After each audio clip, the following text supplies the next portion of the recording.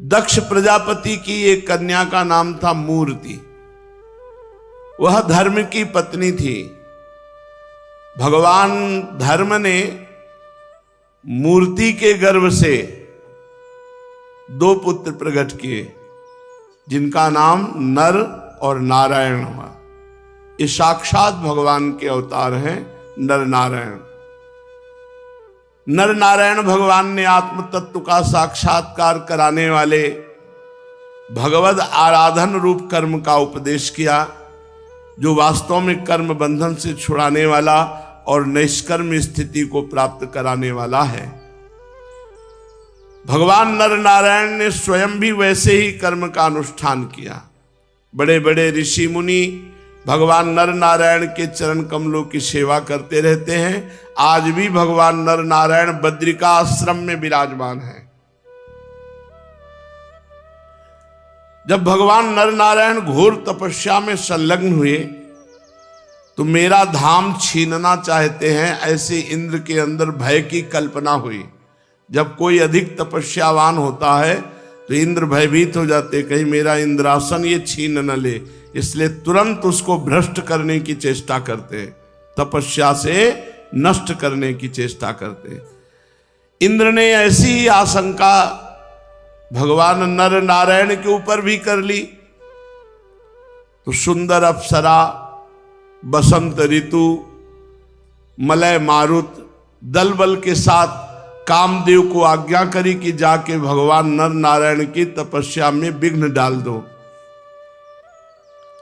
कामदेव को भगवान नर नारायण की महिमा का ज्ञान न था, इसलिए वह अप्सरागण बसंत मंद सुगंध वायु के साथ बद्रिकाश्रम में जाकर के वहां अपना प्रभाव फैला दिया। जहां नर नारायण भगवान तपस्या कर रहे थे, शीतल मंद सुगंध वायु चलने लगी। ऋतु में बसंत सर्वश्रेष्ठ, हर वृक्ष आकर्षणकाली पुष्पों से खिल गया। और वो जो दिव्य वारांगनाएं देवियां हैं, अप्सराएं हैं, वो अपने हाव भाव नृत्य सब प्रकट कर दिए। भगवान नर नारायण ने आंख खोला, देखा कि ये तो इंद्र का रचा हुआ कुचक्र है, ये तो सब कामदेव का खेल हो रहा है। यहां भगवान नारायण ने दृष्टि करी, कामदेव कांपने लगा। हंस दिए भगवान नर नारायण, हंसकर कहा, आओ, तुम्हें भयभीत नहीं होना चाहिए, आओ बैठो हमारे पास। कामदेव को बैठाला। इसमें कोई आश्चर्य की बात नहीं कि ना तो भगवान को अभिमान है कि हम काम पर विजय किए, ना क्रोध है कि काम को भस्म कर दें। कामदेव, मलय मारुत, अप्सराओ, डरो मत, हमारे आश्रम आए हो, हमारा आतिथ्य स्वीकार करो, तुम हमारे अतिथि हो, यही ठहरो, बैठो। कामदेव सब बैठ गए। भगवान नर नारायण ने अभय दान करते हुए कामदेव की तरफ देखा तो लज्जा से सर झुकाए हैं, मानो कि काम का प्रभाव भगवान नर नारायण के ऊपर बिल्कुल नहीं पड़ा, काम परास्त हो गया। दयालु भगवान नर नारायण ने कहा, तुमको मैं अभय दान देता हूं, सर ऊंचा करके बात करो, तुम्हें डरने की बात नहीं। कामदेव ने हाथ जोड़कर साष्टांग दंडवत करी और कहा, प्रभु वैसे मुझे कोई आश्चर्य नहीं, क्योंकि आप भगवान हो, साक्षात नर नारायण, आप माया से परे निर्विकार हैं। क्योंकि बड़े बड़े आत्मा राम परमहंस महापुरुष आपके चरण कमलों की आराधना करते हैं। मैं आपके चरणों में बार बार प्रणाम करता हूं, आप मुझे क्षमा कीजिए। कामदेव ने कहा, आपके भक्त आपकी भक्ति के प्रभाव से देवताओं की राजधानी अमरावती का उल्लंघन करके आपके परम पद को प्राप्त होते हैं। इसीलिए जब वो आपके भक्त जन भजन करते हैं तो देवराज इंद्र और बड़े बड़े देवता डर जाते हैं, और डर करके उनके भजन में विघ्न डालने के लिए कंचन कामिनी इनके जाल फेंक देते हैं। किंतु जो लोग थोड़ा आपसे विमुख हैं, कर्मकांड में लगे हैं, यज्ञादि के द्वारा देवताओं की बलि रूप अर्पण करते हैं, उन लोगों के मार्ग में नहीं। जो केवल आपका भजन करते हैं उनके मार्ग में वो विघ्न डालने की कोशिश करते हैं। प्रभु आपके भक्त जन भजन के प्रभाव से विघ्नकर्ताओं के सर पर पैर रखकर निकल जाते हैं, विघ्न से परास्त नहीं होते हैं। आपके कर कमलों की छत्र छाया में रहते हुए वे विघ्नों के सिर पर पैर रखकर आगे बढ़ जाते हैं। वो कभी अपने लक्ष्य से गिरते नहीं हैं। प्रभु मैंने देखा है बहुत से लोग गर्मी बर्दाश्त कर लेते हैं, सर्दी बर्दाश्त कर लेते हैं, भूख प्यास बर्दाश्त कर लेते हैं, आंधी पानी ओले सब बर्दाश्त कर लेते हैं, रसेंद्री के भोगों को रोक लेते हैं, जनेंद्री के वेगों को सह लेते हैं, जो अपार समुद्र के समान है, परंतु गुस्सा को काबू में नहीं कर पाते, क्रोध को काबू में नहीं कर पाते। और प्रभु आपने हम पर क्रोध भी नहीं किया, इसलिए आपकी तपस्या सुरक्षित है, नहीं तो क्रोध करने वाले की तपस्या खो जाती है। जब कामदेव बसंत और देवियों ने इस प्रकार स्तुति की तो सर्व समर्थ भगवान ने कहा हम आपको एक भेंट देते हैं, और अपनी जांग पर ऐसे स्त्री की आकृति बनाई। से ही उर्वशी अप्सरा का प्रादुर्भाव हुआ। उर्वशी अप्सरा का प्रादुर्भाव भगवान की जांग से हुआ। अद्भुत रूप लावण्य ऐसा कि स्वयं कामदेव मोहित हो गए। जब देवराज इंद्र के द्वारा भेजे हुए काम मलय मारुत वसंत ने देखा इतनी रूपवती, तो जितनी अप्सराएं थी कामदेव थे सब मोहित हो गए देवी उर्वशी को देखकर। भगवान की अभी अभी जंघा से प्रादुर्भाव हुआ देवी उर्वशी का। इतनी सुगंध थी कि सबके चेहरे फीके पड़ गए, सब श्रीहीन हो गए। वो तेजस्वी सुगंध वाली अप्सरा उर्वशी। अब कामदेव का सिर झुक गया। देव देवेश भगवान नारायण हंसते हुए उनसे बोले तुम लोग इनको ले जाओ, ये तुम्हारे स्वर्ग की शोभा बढ़ाने वाले होंगे, और देवराज इंद्र को बता दो कि तुम्हारे यहां की अप्सराओं से हम गिरने वाले नहीं। ये देव हमारी अप्सरा ले जाओ और देवलोक की शोभा बढ़ाएगी। देवराज इंद्र के अनुचरों ने जो आज्ञा कहकर भगवान के आदेश को स्वीकार किया और नमस्कार किया। फिर उनके द्वारा बनाई हुई स्त्रियों में से श्रेष्ठ अप्सरा उर्वशी को आगे करके स्वर्ग लोक गए। वहां पहुंचकर उन्होंने इंद्र को नमस्कार किया। भरी सभा में देवताओं के सामने भगवान नर नारायण के बल और प्रभाव का वर्णन किया। देवराज अत्यंत भयभीत हो गए, चकित हो गए कि भगवान का अपराध बन गया। भगवान श्री हरि ने अपने स्वरूप में एक रस स्थित रहते हुए भी संपूर्ण जगत के कल्याण के लिए बहुत से कला अवतार धारण किए। हे विदेहराज जनक, भगवान ने सनकादिकों को उपदेश करने के लिए हंस अवतार धारण किया। भगवान ने अवधूत स्थिति का दर्शन कराने के लिए दत्तात्रेय जी का अवतार धारण किया। भगवान ने सनक सनंदन सनातन सनत कुमार का अवतार धारण किया।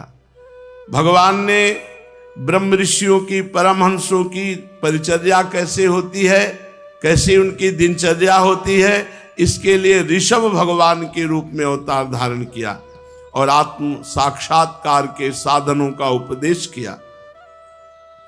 भगवान ने हयग्रीव अवतार धारण करके मधुकैटभ नामक असुरों का संहार करके उन लोगों के द्वारा चुराए हुए वेदों का उद्धार किया। प्रलय के समय भगवान ने मत्स्यावतार लेकर उन्होंने भावी मनुष्य सत्यव्रत पृथ्वी और औषधियों की धन धान्यादि की रक्षा की। और फिर भगवान ने वाराह अवतार धारण करके हिरणाक्ष का वध किया और पृथ्वी का उद्धार किया। कूर्मा अवतार धारण करके भगवान ने अमृत मंथन के कार्य संपन्न करने के लिए अपनी पीठ पर मंदराचल को धारण किया। उन्हीं भगवान श्री हरि ने अपने शरणागत एवं आर्त भक्त गजेंद्र को ग्राह से छुड़ाया। एक बार वालखिल्य ऋषि तपस्या करते करते अत्यंत दुर्बल हो गए थे। वे जब कश्यप ऋषि के लिए समिधा ला रहे थे तो थक कर गाय के खुर से बने हुए गड्ढे में गिर पड़े, मानो समुद्र में गिर गए हो।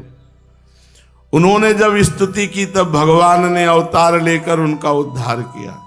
60,000 बाल खिल्य, पोरे के सब, पोरे जैसे इतने इतने इतने ऋषि हैं 60,000।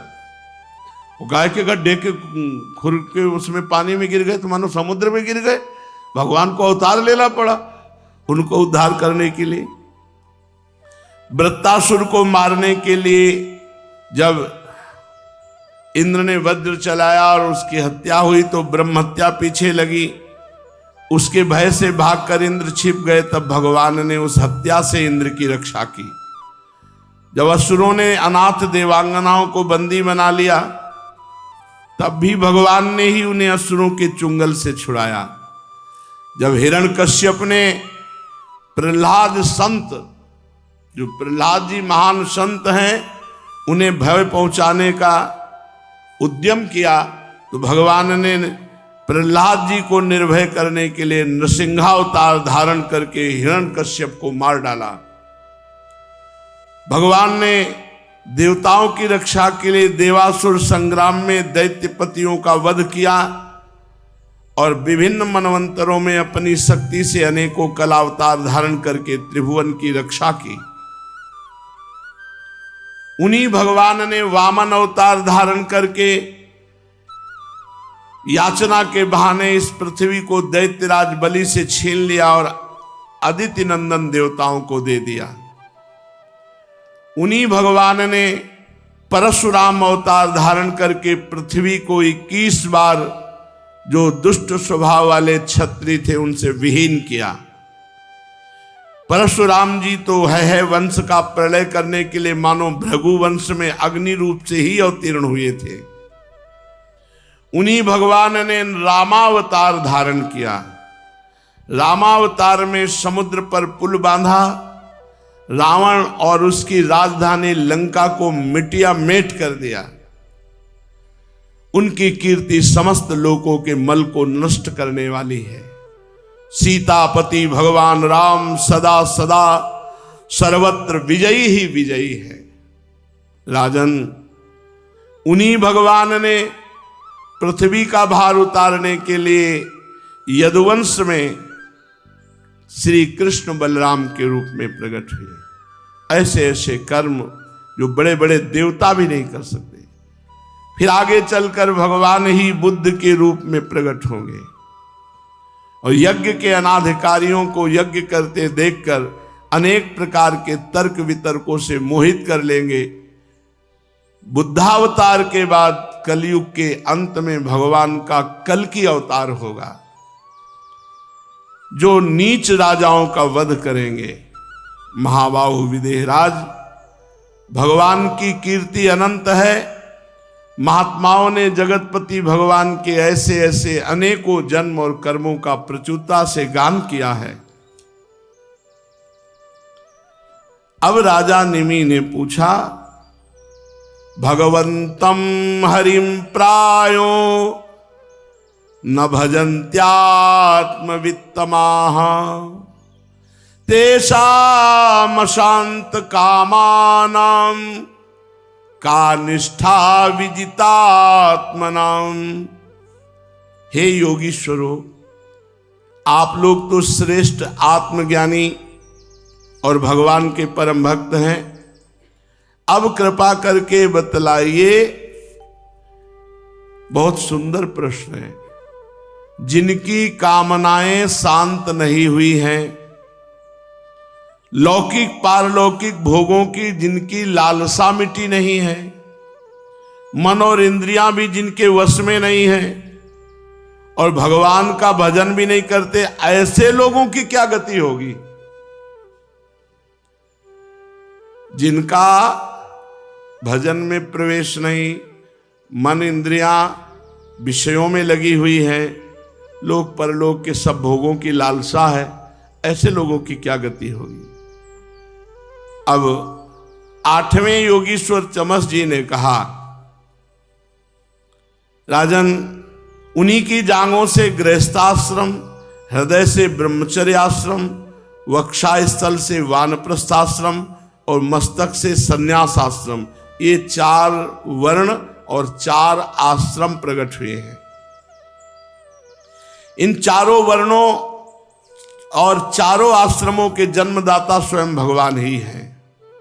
वही इनके जन्मदाता हैं, वही इनके स्वामी हैं, नियंता हैं और आत्मा भी है। इसलिए इन वर्ण और आश्रमों में रहने वाला जो मनुष्य भगवान का भजन नहीं करता, बल्कि उल्टा भगवान का अनादर करता है, वो अपने स्थान, वर्ण, आश्रम और मनुष्य योनि से भी च्युत हो जाता है, उसका अधःपतन हो जाता है। बहुत सी स्त्रियां और भी मनुष्य ये भगवान की कथा और नाम कीर्तन से दूर हो गए हैं, इनको इसकी महिमा ही नहीं पता है। इसलिए आप जैसे भगवत भक्तों की दया के पात्र हैं। आप लोगों को चाहिए, आप राजा हैं, आप ऐसी व्यवस्था कीजिए कि सबको कथा सुनने को मिले, सब कोई नाम जप करे, सबका नाम कीर्तन में रुचि हो, ऐसी व्यवस्था कीजिए। राजा अगर धार्मिक हो तो प्रजा को धर्म में लगाने में देर नहीं लगती। जैसे चक्रवर्ती सम्राट अम्बरीश जी थे, सबको सब कुछ मिलेगा, लेकिन सबके घर में ठाकुर सेवा हो, सब ठाकुर सेवा करेंगे, सब एकादशी रहेंगे, सब नियम पूर्वक भगवत भक्ति करेंगे, पूरे राज्य में भक्ति होती थी अम्बरीश जी के। महाराष्ट्र के एक संत थे, एकनाथ जी महाराज, जब वो कीर्तन करते तो लोग आकर के बैठे कीर्तन में, इसलिए वो अपने समय में 2-2 अंजुली चीनी बांटते थे कि कम से कम चीनी के प्रलोभन से बैठेंगे आके तो थोड़ी देर नाम कीर्तन कान में पड़ेगा, इनका मंगल हो जाएगा।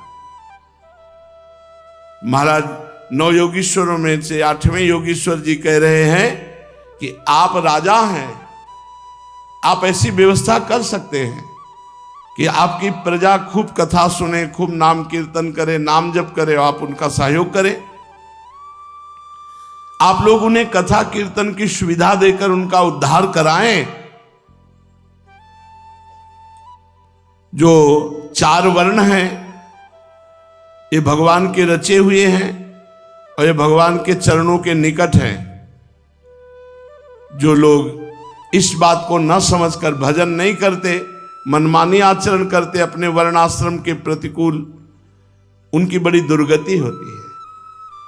जो भगवान ने संविधान बनाया है उसके अनुसार चलना चाहिए। इन मोह कर्म का रहस्य मालूम नहीं, मूर्ख होने पर भी वे अपने को पंडित मानते हैं और अभिमान में अकड़े रहते हैं।